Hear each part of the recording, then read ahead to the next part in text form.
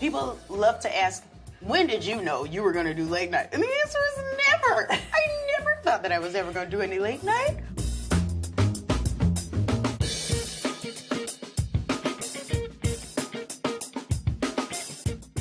Amber Ruffin, what's your drink?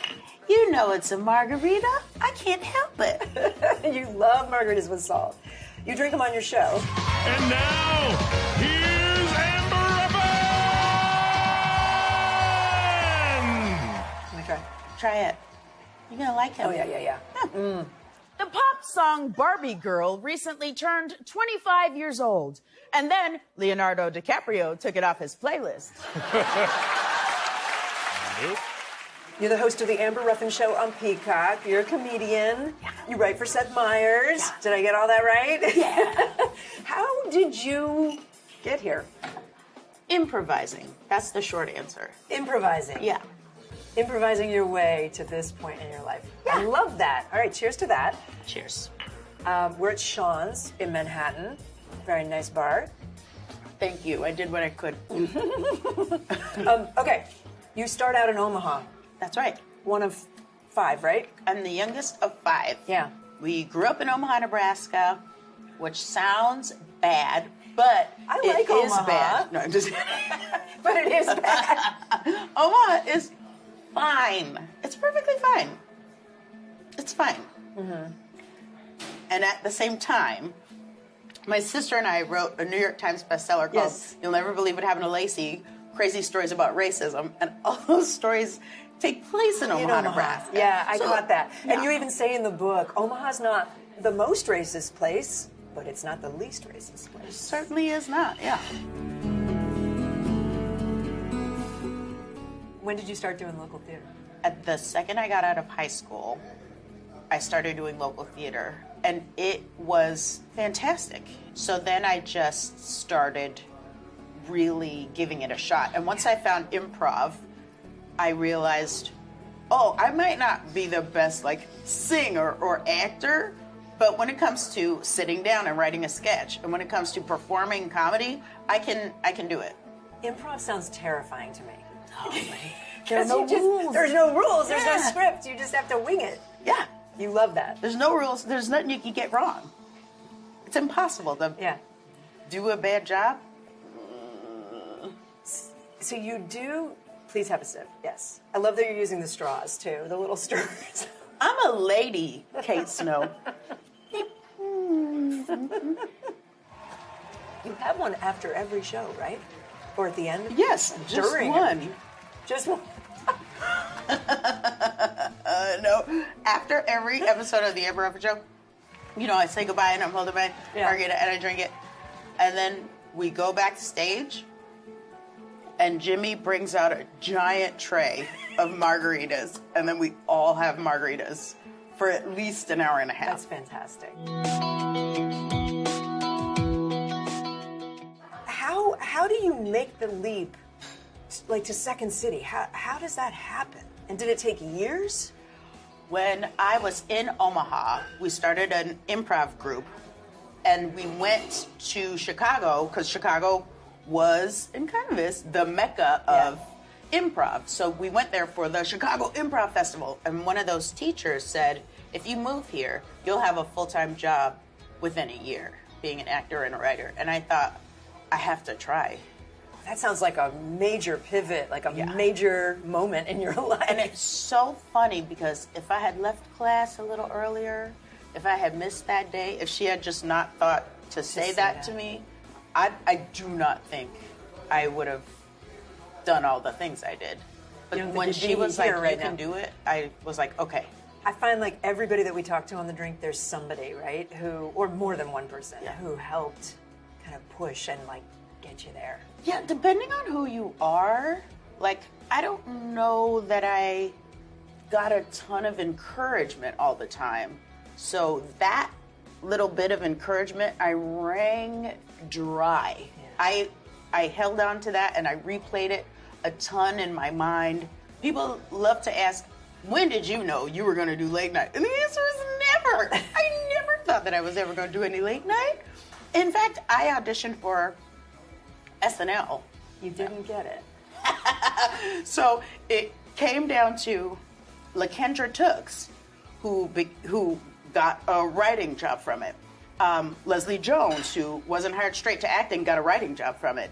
And then Sashir Zameda, who was hired, and me. It was down to the four of us. So not only did I not get it, I was the only one to not get it. Ooh, Amber. And you're laughing, but like in that moment, it was so sad.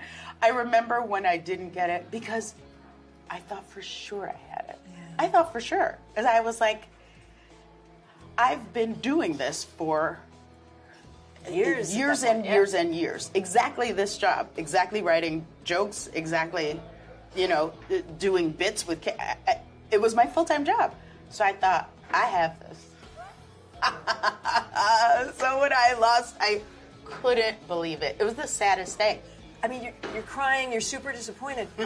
But then you hear, there's a silver lining. Yeah. I hear, I am... Does Seth call you? Yes. Yeah. Seth Mildred Meyers himself. I am nannying a baby. I'm holding the baby, and then my phone rings, and I'm trying to get him off the phone because I think he's calling to say, I'm so sorry you didn't get SNL. Because I know Seth from Boom Chicago. Right. But then he offered me a job, and he was like, can you get here? To write for him. To write for me? Because I'm going to take over late night? I was like, yes, absolutely. Sign I'll be me there up. in 1 minute. Yeah. There's not a whole lot of black women writing for late night. When I got hired to late night with Seth Meyers, I was the only black writer that I knew of. You took it and ran with that writing job, right? You were doing all kinds of segments. Then COVID hits, and you start coming out and talking about tough stuff, yeah? Protesters marched again to spur a national dialogue about George Floyd, about racism, and about law enforcement. I have 1,000 stories like this. The cops have pulled a gun on me. The cops have followed me to my own home. And every black person I know has a few stories like that. You know what? I'm just going to tell stories about the times when I thought the cops were going to murder me. Because there's plenty.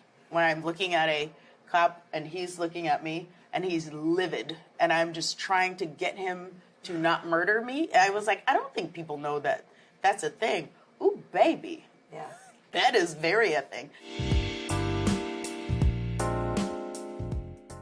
I had written a few musicals while I was in LA, and they were very fun, and I loved doing it.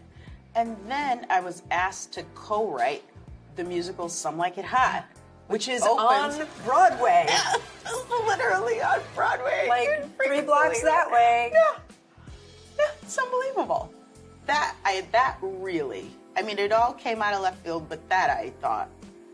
Also, I have to stop underestimating myself. I really do. There you go. It's criminal at this point. No, but it's amazing how many successful people feel that same. I mean, frankly, I feel that way. Like, oh, I can't do that. And then, you underestimate yourself. No one's dreaming big enough, in my opinion.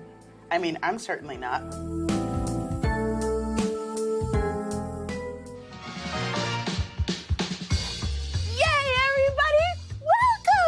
Launched your show during COVID. We launched our show during COVID, and it was that's crazy. The most fun.